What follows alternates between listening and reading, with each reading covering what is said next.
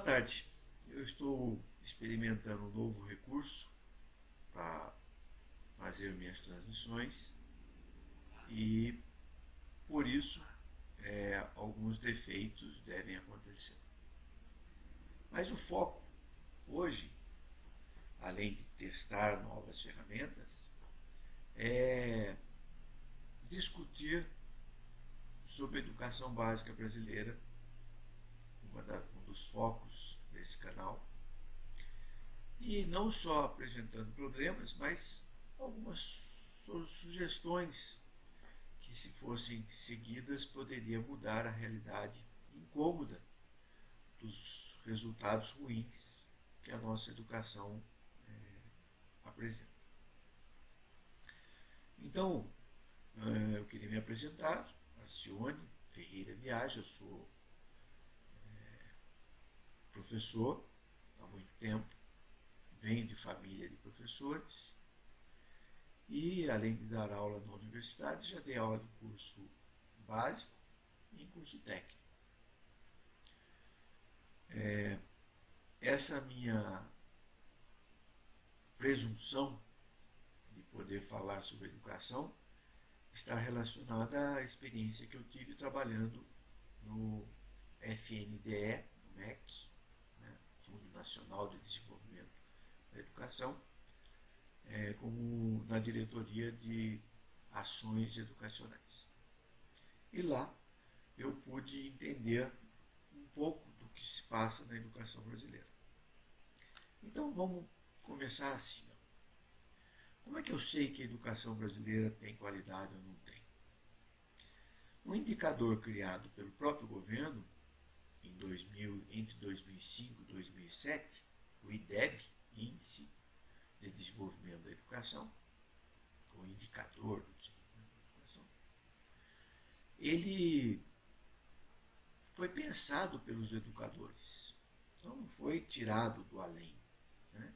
E chegaram à conclusão que uma criança, um jovem que passa pela educação básica, os 9 anos elementares e os 3 anos do ensino médio, eles devem atingir determinados níveis na formação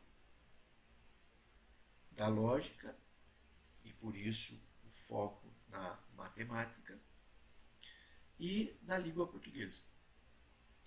Então, o IDEB é uma prova feita na quinta série, na primeira quinta, na verdade na quinta, na nona, que são términos de ciclos, e no terceiro ano do colégio. E avalia o desempenho em matemática e português.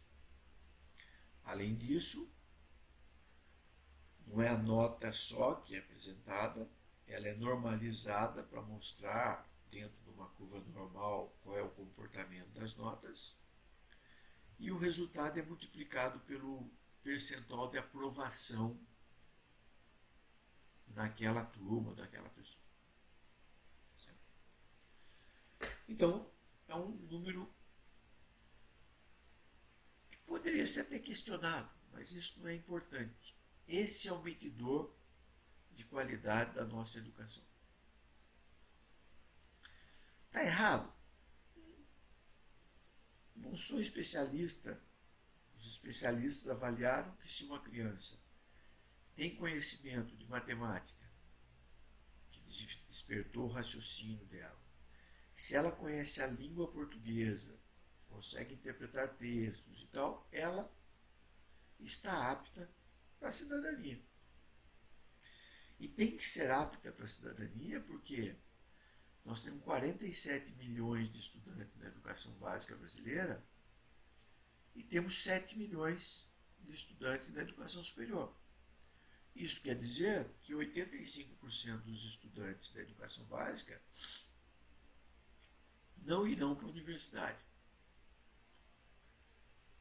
Eles precisam estar preparados para a vida ao final do terceiro ano do colégio.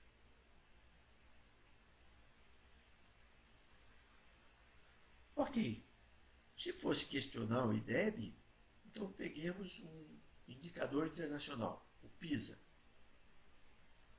que é uma prova aplicada para jovens de 15 anos em 70 países ou um pouco mais que aceitaram fazer parte dessa avaliação.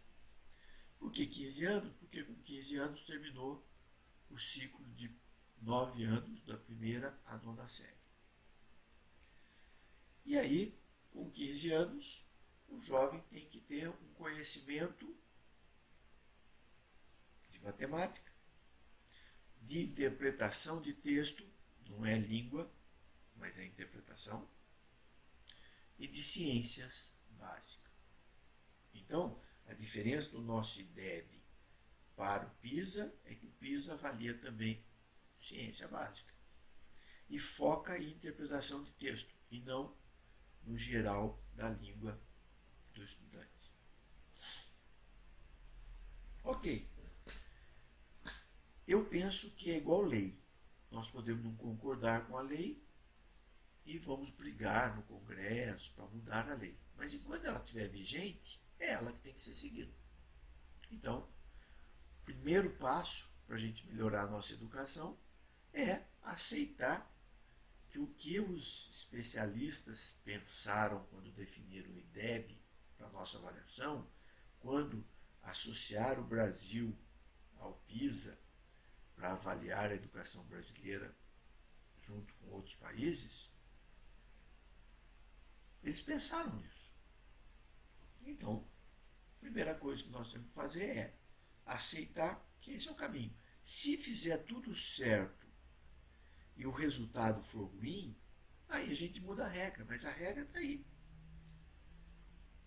E o questionamento em cima dela é mínimo, tanto que o IDEB foi instituído em 2007, nós estamos em 2023 e ele está vigente.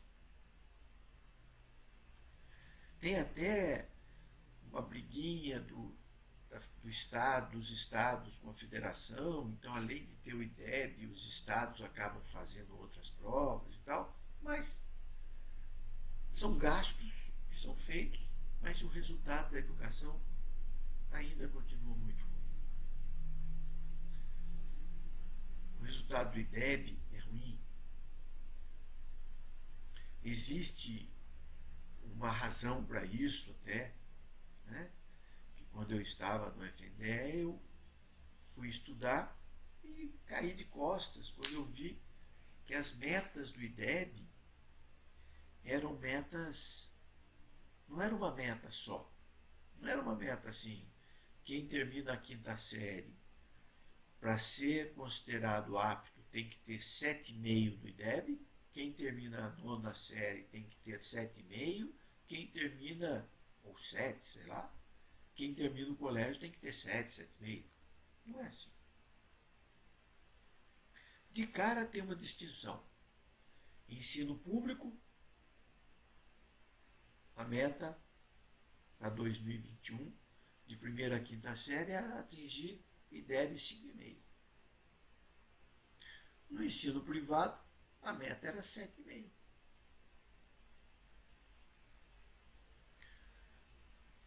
De sexto a nono, ou na nona série, a meta do ensino privado era 5, no ensino público 5, no ensino privado 7. Posso errar alguns números, mas o que importa aqui é o conceito. E no ensino médio, a meta era mais baixa ainda no ensino público, para 2021, em torno de 4. No ensino privado continuava em 6,5, 7. Então aí já dá um... Então quer dizer que o ensino privado é melhor do que o público. Mas ele é melhor, a questão de ser melhor tem alguns fatores. Então ele tem os melhores professores, os alunos são mais inteligentes e as escolas têm maior investimento. E aí começa a ter controvérsia. Porque quando se faz o levantamento do salário de um professor na educação privada e na pública, as diferenças inexistem. E quando existe, tem uma tendência de maiores valores na educação pública.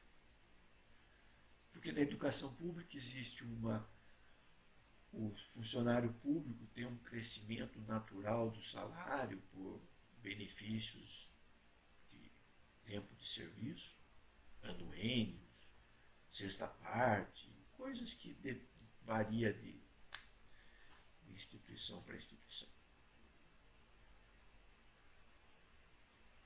Na educação privada, o professor tem que dar resultado. E ainda assim é uma competição no mercado. Se o mercado tem muito professor disponível, o valor do salário cai. Fica próximo do piso da categoria. Dizer que aluno que estuda em escola privada é mais inteligente é uma aberração, porque a inteligência não tem nada a ver com isso. Não tem nada a ver com poder aquisitivo. E dizer que a iniciativa privada investe mais do que a pública também não é verdade. Porque o dinheiro público é carimbado. Estados, municípios não podem decidir. Ele tem que investir 25% da arrecadação em educação. E o governo federal complementa, né, o Fundeb. Base do Fundeb é a arrecadação estadual e municipal. Mas o governo federal complementa esse Fundeb, né? Era 10% a mais, passou para mais de 20% agora, fazendo com que a per capita distribuída no país seja a mais igualitária possível. Ou, no mínimo, um valor é garantido per capita por aluno no Brasil inteiro. Quando eu estava no FNDE, isso era em torno de R$ 3.300 por ano.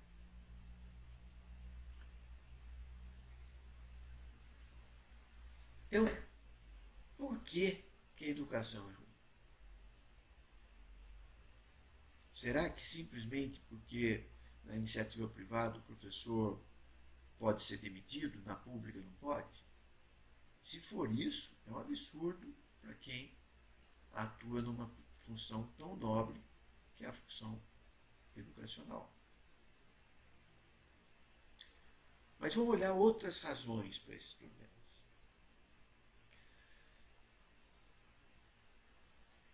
Nós ouvimos falar de progressão automática, né? Nós não tem mais repetição, não fica retido mais o aluno. Se ele não tirar nota, vai para o conselho de classe, ele é aprovado e tal. Isso é um problema. Por quê? Se eu não garanto que o aluno está apto, quando ele vai fazer a prova na quinta série, ou na nona série, ou no terceiro ano do colégio, ele não fez o que deveria.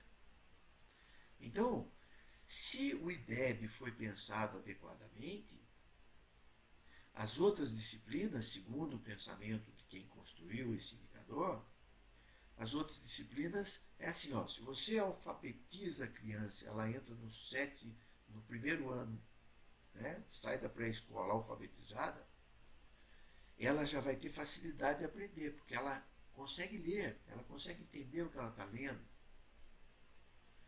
Com a contextualização da sala de aula, ele autoalimenta seu conhecimento. Então a alfabetização é fundamental. Se a criança tem desenvolvido seu raciocínio lógico pela matemática, ela entende o que está acontecendo à volta dela. E se ela tem uma boa formação na língua, ela consegue entender o que está acontecendo. Então as outras disciplinas, basta incentivo, que a história, por meio do incentivo, vai fazer com que a criança tenha interesse em saber a origem do país, o que aconteceu no mundo. A geografia, para entender acidentes geográficos, os rios, por que é diferente um local do outro. Despertar o interesse, porque ela lê, ela tem acesso ao conhecimento. Nota, eu não sou especialista para dizer que isso é bom ou é ruim. Eu estou aceitando que os especialistas definiram que o IDEB garantiria a qualidade da educação. Então, pequena mudança a fazer. Primeiro, não tem progressão automática em matemática e português.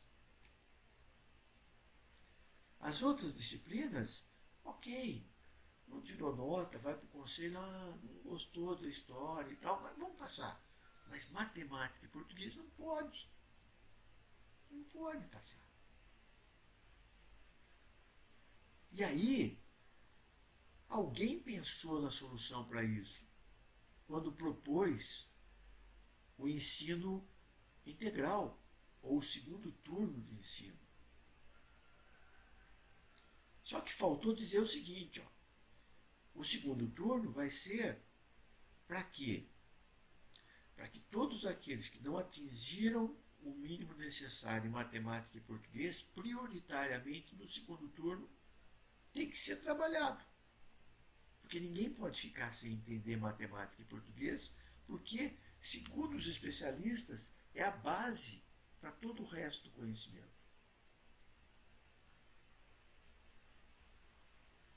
Mas quem já tem um bom desempenho no segundo turno, aprofunda. O conhecimento é vasto. É vasto.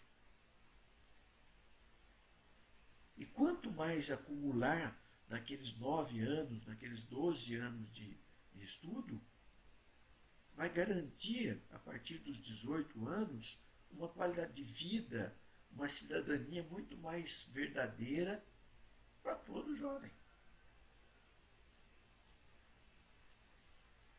Agora, se for verificar a realidade, existe ensino integral já? Existe. Recentemente o governo liberou mais dinheiro para ensino integral. Só que eu desafio as pessoas a irem ver onde que esse dinheiro está aplicado. Se está sendo feita essa priorização de não deixar ninguém para trás na matemática e no português, ou se estão dando outro destino para o segundo turno.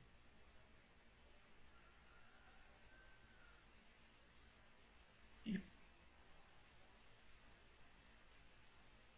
para meu desconforto, a maioria do segundo turno é feito de atividades lúdicas, tirando a importância daquilo que o próprio educador definiu como base do conhecimento para garantir a cidadania, que é a matemática e o português. Uma evolução seria, já que a gente acredita, que o PISA é uma avaliação importante, reconhecida pela OCDE, então vamos mudar o nosso IDEB, vamos acrescentar a ciência básica nele para ser equivalente ao PISA. E todos vão trabalhar para que o indicador de educação seja a base do conhecimento. Agora, para isso tem mais um problema. A partir da década de 70, talvez até um pouco antes, a educação começou a deteriorar. Ao mesmo tempo que ela passou a ser mais democrática, inserir mais jovens para a educação, ela criou barreiras que levaram à queda da qualidade da educação. Então, lá na década de 70, ou antes, eu vivi a situação da década de 70. Mas pode ter acontecido antes. O que era o professor? Professor de ginásio ensinava e cobrava, tinha exame de admissão para o ginásio, para sair do grupo, para ir para o ginásio.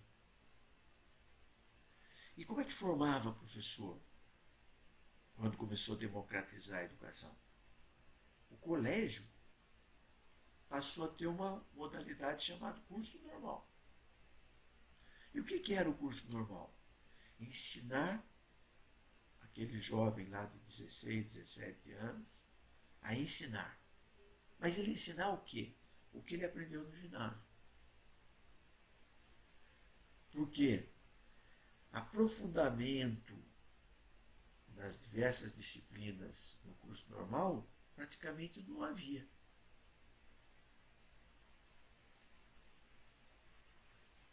Eu cheguei a perguntar para pessoas que fizeram, mas como é que você ensinava matemática? Eu ensinava a matemática que eu tinha aprendido. E na época a gente aprendia, porque os professores eram em cima. Você tinha que saber matemática, tinha que saber português, tinha que saber ciências. Mas nota, quem fazia o curso normal não aprofundava conhecimento como quem fazia um curso de segundo grau, o colegial básico. Existia uma diferença. O foco do curso normal era mais pedagogia. Ensinar a ensinar. Só que quem começava a dar aula via a necessidade de aprofundar, se especializar. Então, um saiu do curso normal, vou ser professor de matemática. Então, ia fazer uma licenciatura em matemática. O outro vou fazer física. O outro vou fazer ciências e letras. O outro vou fazer... E fazia uma faculdade nessa área. Ele passava a ser especialista naquilo. Aí podia fazer outra especialização. Eu conheço pessoa que fez normal, fez ciências e letras, depois fez biologia. E passou a ser professor de biologia. E por que a década de 70 começou a destruir tudo isso? Porque na década de 70, para você crescer na hierarquia como professor, precisava fazer um curso extra. Um curso de pedagogia.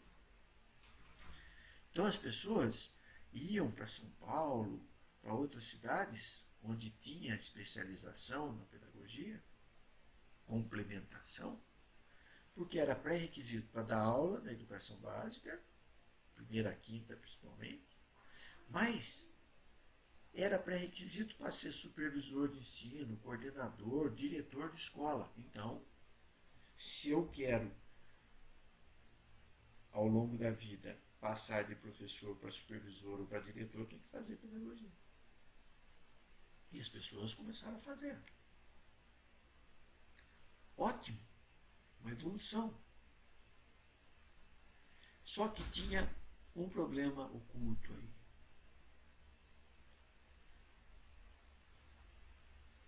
A pedagogia passou a ser a base para quem ia assumir a direção da educação no país.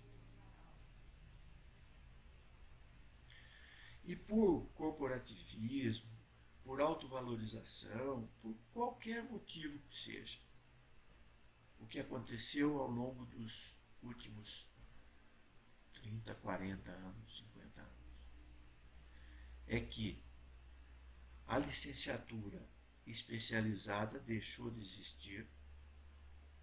O que quer dizer isso? Muito poucos estudantes fazem licenciatura em letras, licenciatura em física, em biologia, em matemática, em história, geografia. Os poucos que fazem são tão poucos que conseguem com muita facilidade bolsas de estudo para fazer mestrado e doutorado. E aí, com mestrado e doutorado, podendo ser professor universitário, que tem mais status, que vai ganhar por pesquisa, esses poucos não vão para a educação básica. Então, pelo menos, sendo coerente, se 2007 chegar à conclusão que a educação tinha que ser avaliado pelo IDEB, que o IDEB avalia a matemática e o português, que eu acho que deveria incorporar ciências. Mas não é acho só. Eu acho porque se o PISA tem ciência e ele é internacional, teve um grupo mais abrangente que pensou, eu acho que os nossos educadores poderiam ceder aí e falar, não, eu acho que eu vou incluir ciências porque o PISA está fazendo ciência. Se eles pensaram isso, no mínimo a matemática e o português, e se incluir as ciências, a física, a biologia, deveria ser incentivado pela licenciatura. Por quê? Eu fui levantar isso também. Né? Qual é o período mais importante da formação do jovem? Quando desperta o conhecimento. Primeira a quinta série. Quando ele vai ter o primeiro contato com a matemática, tabuada, resolver problemas, entender as equações. A língua portuguesa, que vai conhecer as regras gramaticais, vai ser estimulado a ler. A história do Brasil e do mundo, a geografia.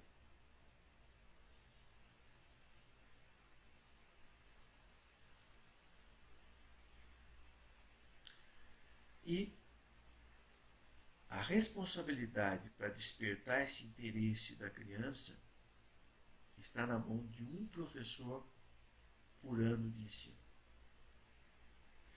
Na educação privada, eu já ouvi dizer que tem mais de um professor. Os pais pagam, não, contrata mais professor para dar aula. Mas na educação pública é um professor no primeiro ano, um no segundo, um no terceiro, um no quarto. A exceção que existe é quando tem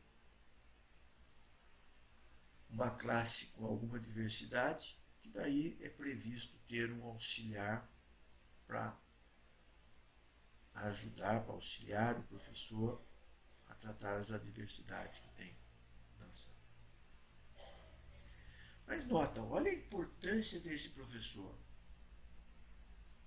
Esse professor deveria ser o melhor aluno da primeira à quinta série, do ginásio, do colégio, da faculdade,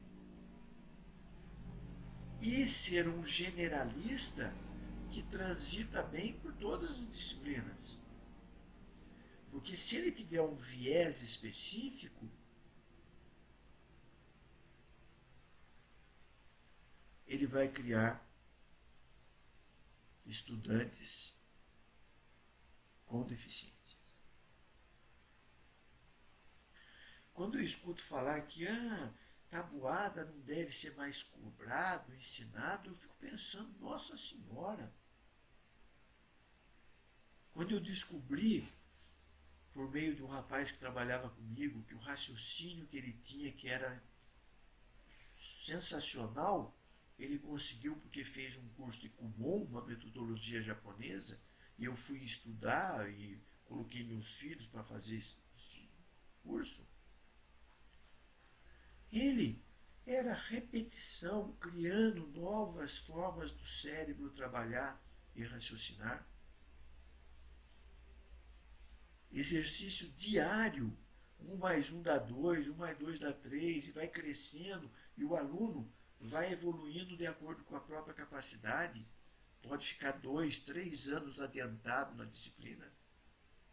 E é legal, o próprio Kumon reconhece que a base do conhecimento é a matemática e a língua. Porque, na verdade, só tem 3 tipos de Kumon. No Brasil, em outro país, pode ter outra língua, mas no Brasil tem Kumon de matemática, Kumon de português e Kumon de japonês. E o método é o mesmo. Repetição, interpretação de texto e tá. E aí vem os iluminados falar que não dá para cobrar mais do jovem a tabuada. Mas peraí, então muda o IDEB. Joga fora tudo que foi pensado em termos de qualidade de educação, todas as teorias construídas para definir o IDEB, e vamos recomeçar. Mas a incoerência é você avaliar a educação pelo IDEB e pelo PISA e não formar professores com conhecimento. O professor de primeira a quinta, ele tem que ser generalista. Beleza, não dá para saber tudo. Mas então ele tinha que saber, tem que ter prova para ser professor. Né? A prova do IDEB mesmo, dá para o professor de primeira a quinta fazer. Matemática, português e, na minha opinião, ciências, esse professor tem que saber. Não adianta ele saber ensinar, ter metodologia de ensino, se ele não sabe. Como é que ele vai ensinar o que ele não sabe? Não é possível. Aí o que acontece? Fica escravo do livro didático. Saiu do livro didático, o aluno fez uma pergunta diferente, ele já se perde. Aí a criança, ela vai para o caminho que mostram para ela. A tendência é que esse jovem saia da quinta série com deficiências enormes de conhecimento específico, vai para a sexta série, onde vai ter um professor para cada disciplina, que deveria ser especialista, e também não é, porque, como não tem formação de especialista nas universidades, de sexto a nono, também não tem professor de especialista. Um ou outro que fez biologia resolve dar aula e vem dar aula. Um ou outro que fez engenharia vem dar aula de matemática. Complementar. Vou complementar minha renda e vou dar aula. Não tem nada de ruim, não. Eu mesmo fiz isso durante minha vida inteira. Mas, cadê a lógica da formação? Formação, a educação é um sistema que tem a participação de várias peças. Agora, nota, nossa educação não tem essa visão sistêmica. E quando eu comecei a mostrar isso para os meus pares lá do FNDE, teve gente que falou, estou há 30 anos aqui e nunca ninguém mostrou o absurdo que estava acontecendo na educação. Eu sempre achei que eu estava ajudando a melhorar a educação, mas é verdade, não tem coerência.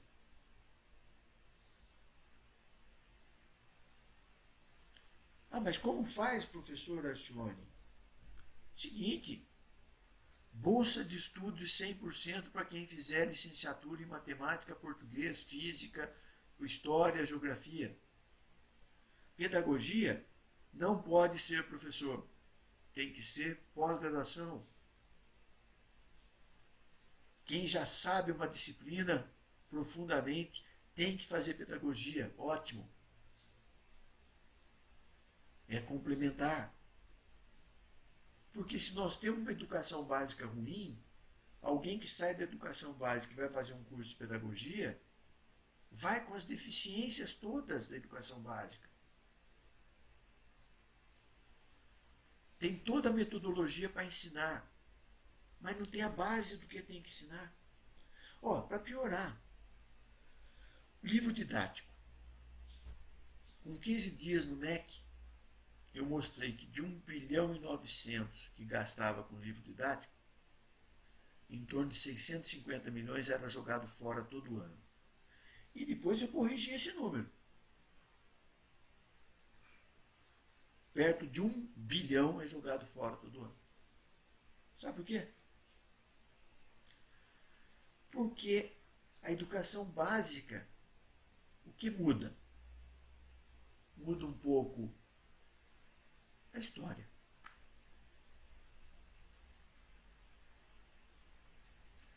Mas a matemática, a língua, a geografia, a história antiga, a física, a biologia, não muda. Por que a cada 3 anos troca todos os livros didáticos? Joga fora o que tem e coloca outro no lugar.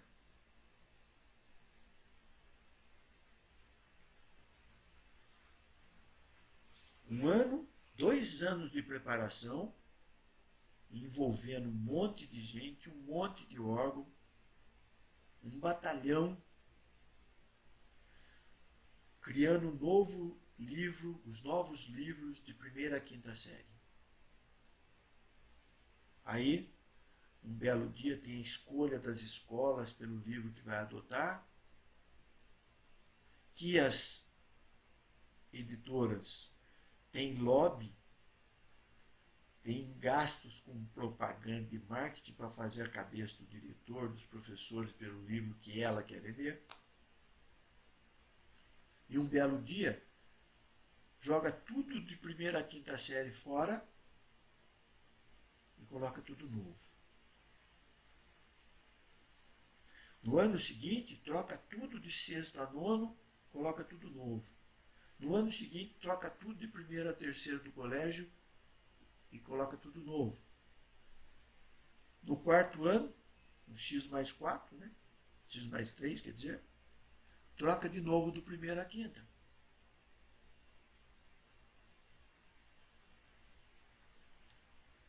Quem que efetivamente se beneficia com isso? O professor não é. Porque quando eu estava lá, eu fui perguntar para professores: o que você acha de trocar livro desse jeito? Porque eu sou professor e quando eu pego um livro novo, primeiro ano que eu vou trabalhar com ele, eu estou aprendendo junto com os alunos. Segundo ano, eu começo a conhecer o livro. Terceiro ano, eu conheci o livro. Quando eu conheci o livro, troco o livro. Se tivesse uma evolução nos conceitos que tem que ser ensinado, tudo bem, mas não tem evolução. A evolução é depois que você tem o conhecimento básico, é que você vai poder ser um cientista, que você vai criar coisas. Mas a base, a fundação do conhecimento é o mesmo.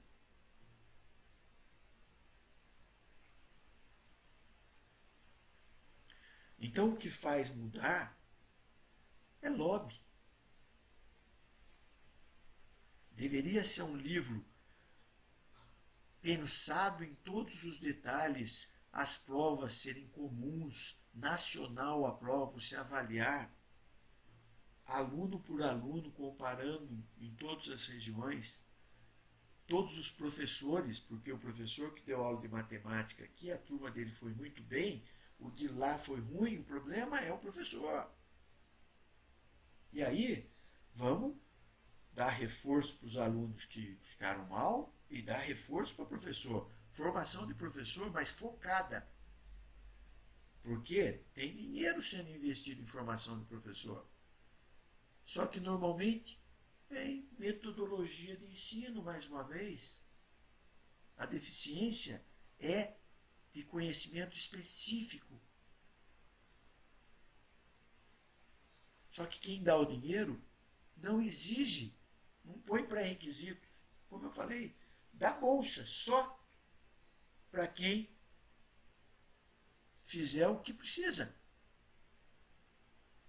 Ah, eu quero fazer outro curso. Tudo bem, você vai fazer, você paga. Em país desenvolvido é assim. Aquilo que é de interesse social, o governo financia.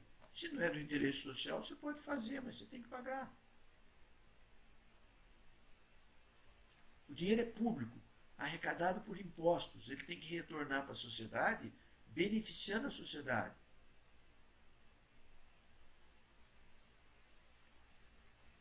Então, mudança simples. Isso basta definir.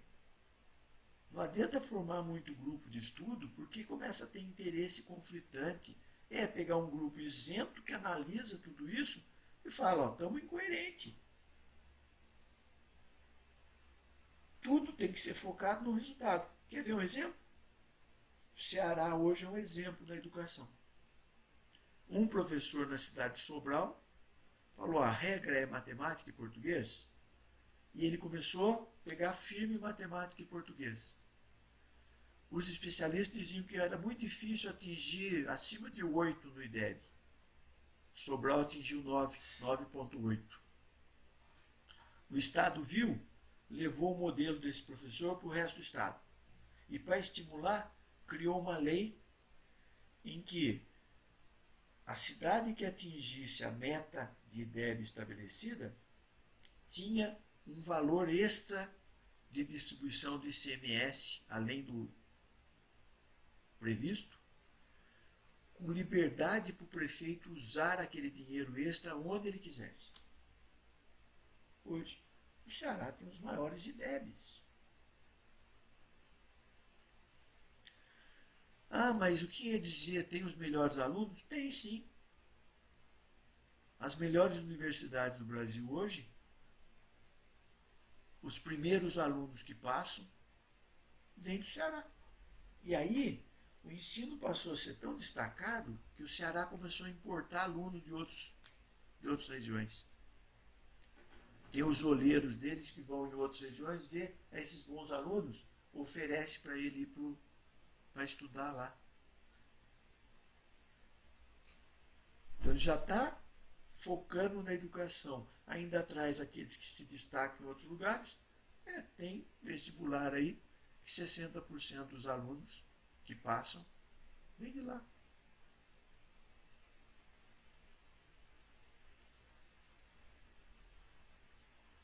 Então, ó, na minha cidade aqui, Taubaté, já me oferecia, estava no MEC, eu falei, vamos discutir isso.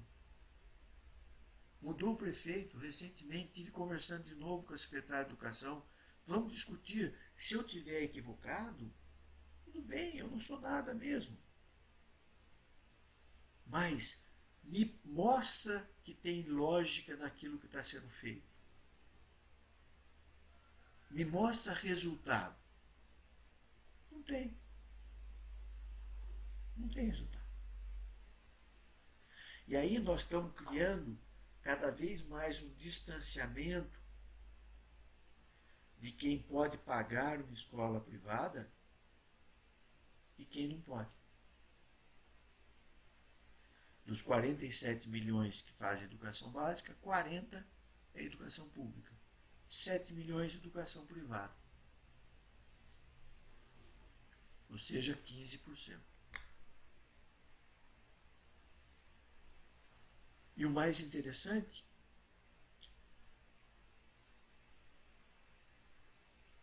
que os filhos de professores da educação pública estudam na educação privada. Ou seja, eles têm renda para pagar a educação privada para seus filhos.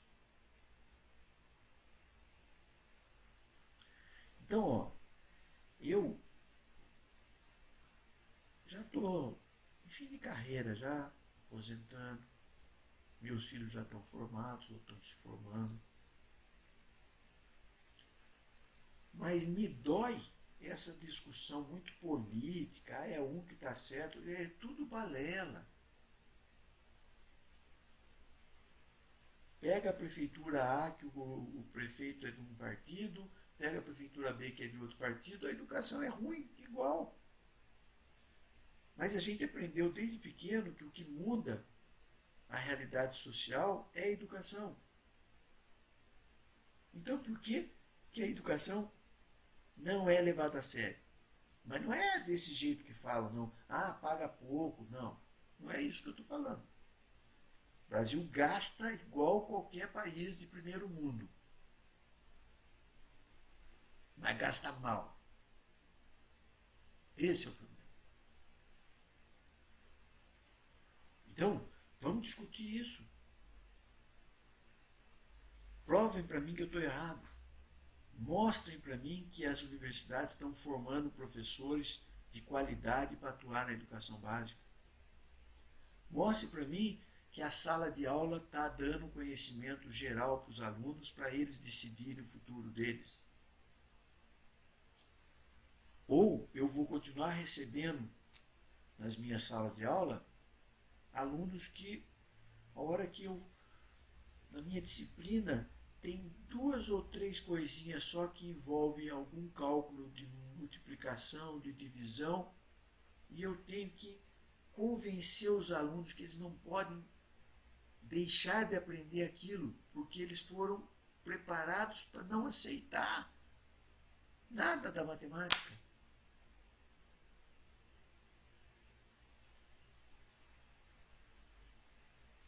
Esse jovem vai ser manipulado a vida inteira, porque a hora que ele for comprar alguma coisa, ele não quer pensar se ele está pagando adequadamente, se não está, ele vai e faz. Quando ele vai fazer um contrato de aluguel, quando ele vai... É matemática, ele tem que ter raciocínio para isso, senão ele vai ser enganado o tempo inteiro. Não dá para a gente investir o que investe e escutar todo instante. O Brasil tem 80, 85% de analfabeto funcional. Analfabetismo funcional é o seguinte: você pega um texto simples, a pessoa lê, mas não consegue interpretar. Você faz 2, 3 perguntas, ela não sabe interpretar o texto. E a gente fica politizando a educação.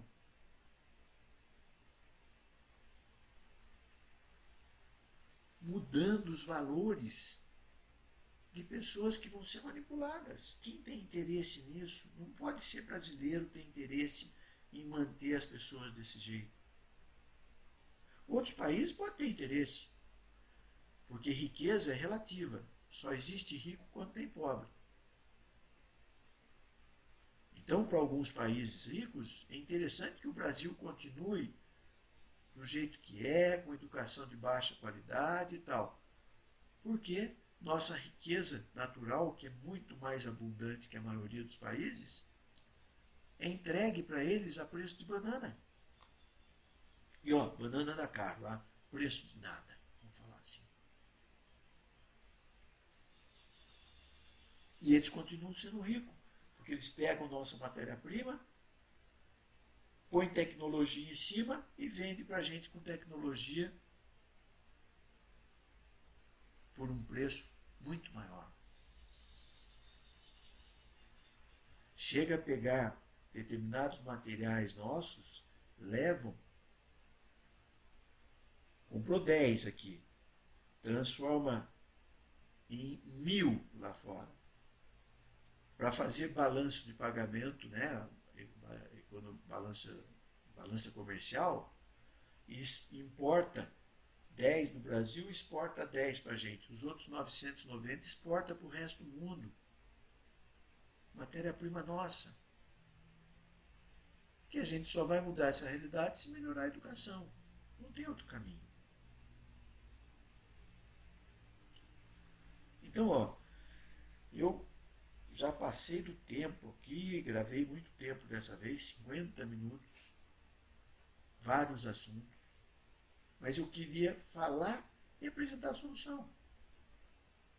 Formação universitária com apoio para aqueles que fizerem aquilo que precisa. Aquilo que não precisa, não dá apoio. Faz quem quer.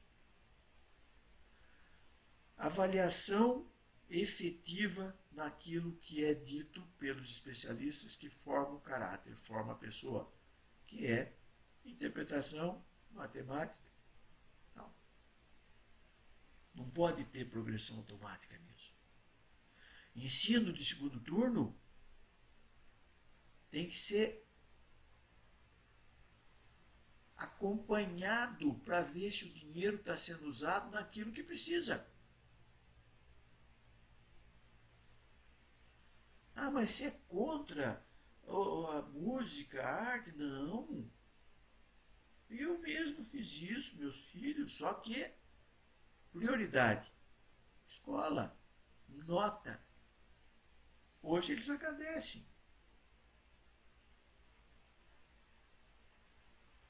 Porque fizeram bons cursos universitários, estão formados e tal, o outro está formando, mas tem uma boa visão do mundo, do que está acontecendo, nunca vai ser enganado por ninguém.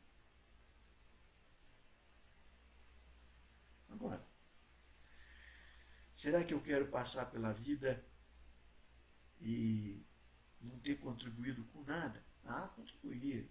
30 e tantos anos, quase 35, dando aula na universidade, no colégio já dei, no Senai e tal. Quantos jovens já passou pela minha mão aí e que eu ajudei a dar algum direcionamento? Ok, mas será que é o suficiente? Professores que estão me vendo aí, estão satisfeitos com o desempenho que tem na sala de aula? Estão satisfeitos com o nível dos alunos que vocês estão entregando para a sociedade?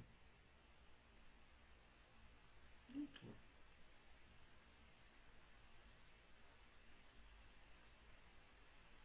Não vejo um futuro melhor do que o passado que eu tive para as próximas gerações. Na verdade, vejo um futuro pior. Porque a cada dia deteriora mais esses valores e aumenta mais a dependência das pessoas. Como eu sempre desperto ou procuro despertar a reflexão das pessoas, espero críticas, me xinguem, você é louco, você está falando um absurdo. Mas se concordarem, não fiquem calados. Porque uma vez eu dei uma palestra, tinha umas 400 pessoas. E eu falei muito do que eu estou falando aqui. E no final, eu fiz alguns desafios. E ninguém falou nada. Ninguém perguntou, ninguém criticou. Eram prefeitos, deputados, professores, diretores de escola, lutando no ambiente. Depois teve um coquetel, eu perguntei para alguns professores, por que vocês não perguntaram nada? Professor, não teve nenhum absurdo. Aquilo é verdade. Não tem o que falar. Falei, então, o que você vai fazer para mudar? E daí, é ruim acordar de manhã e brigar com o sistema para mudar a realidade. Teve um deputado, ou vários, que eu já apresentei tudo isso aqui, e que não fez nada. Daí eu cheguei à conclusão que é o seguinte, estão mais preocupados em agradar as pessoas que vão dar voto para eles na próxima eleição. Não estão preocupados em fazer a mudança efetiva que precisa ser feita nas coisas.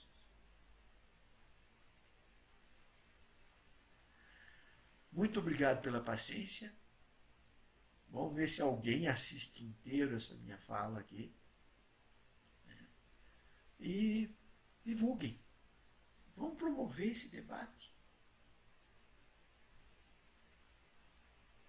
Eu não sei fazer ainda, mas eu vou colocar um chat aqui para durante a minha fala as pessoas poderem me criticar. Né? E a gente discutir aqui. Faça uma pergunta, eu vou tentar responder essa pergunta. Não sei fazer ainda, mas vou aprender. Ok, muito obrigado. Espero não ter incomodado muito. Ou se incomodei, aí eu atingi meu objetivo de fazer as pessoas pensarem. Obrigadão, até mais.